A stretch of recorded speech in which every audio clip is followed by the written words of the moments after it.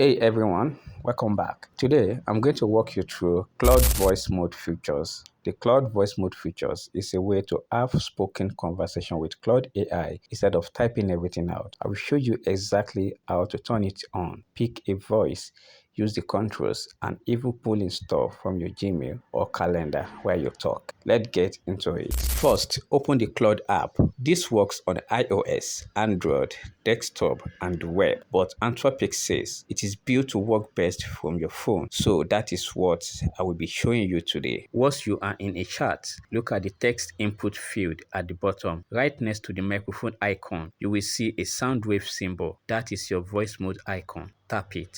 You can do this from a brand new chat or from an existing conversation. And this is worth noting. Claude keeps the context either way. So if you have already been chatting about something in text, voice mode picks up right where you left off. The first time you do this, your device will ask for microphone permission. Go ahead and allow it. Claude obviously can't hear you without it. If you accidentally deny it, don't worry.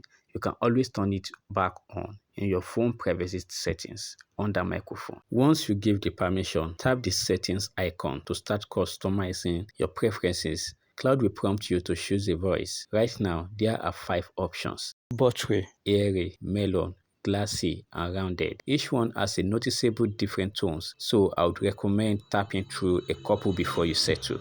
In voice mode, we'll just talk it out. I'll wait for you to be done chatting and then I'll respond. We can chat while you are on a walk, in the car, in line for coffee. I'll come along for the ride.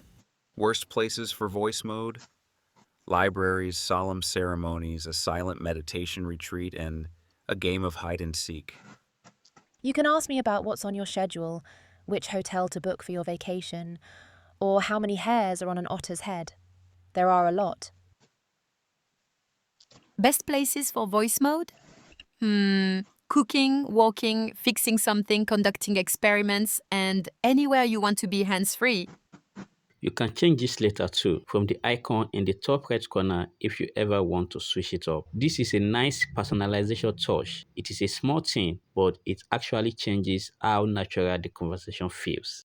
Now for the actual talking part. Once your voice is selected, just start speaking naturally. No whack word, no button to hold down in default mode. This is called ad-free mode. Claude listens continuously and responds when it detects a natural pause in your speech. One thing worth calling out is that Claude voice mode uses what is called a tone-based structures. That means it waits for you to finish talking before it responds, rather than processing and talking over at you at the same time. So if you are asking something with multiple parts, it is better to break it into separate questions rather than stacking them all into one long ramble. Otherwise, Claude might jump in before you are actually done. As you speak, you will notice your word populating as text in the chat window in real time, so you can literally watch the transcription happen live. Now, let's go over the controls you will actually be using, because there are a few icons worth knowing. The up arrow icon allows you to send your voice message to Claude. The stop square icon allows you to interrupt Claude. If Claude is talking and you want to jump in or interrupt, tap this. Super useful if it is heading in a direction you don't need.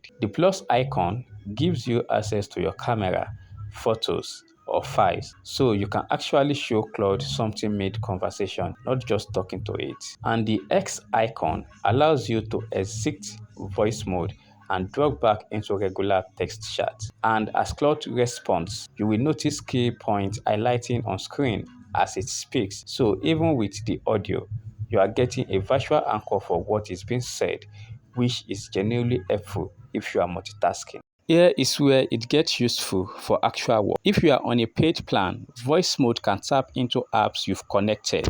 Things like Gmail, Google Calendar, Google Docs, and Slack. Plus, it can run live web searches all without you leaving the conversation. So, for example, you could just say something like, summarize my recent emails, and Claude will go pull that from your connected Gmail. If it is your first time using a particular app through voice, it will ask you to grant permission, just like it would in text mode. This is honestly the biggest upgrade over just talking to a basic assistant. You are not limited to Claude's own knowledge. It is actually working with your real data in real time. One last thing before we wrap everything up, let's talk about language and pace. If you want Claude to speak a different language, just go to settings, then general, then voice, then language, and pick the one you want. Keep it in mind, this is separate from your app's display language, so changing one won't change the other. And if you are mid-conversation and want to switch on the fly, you can just tell Claude out loud to switch languages or set it ahead of time from the same menu.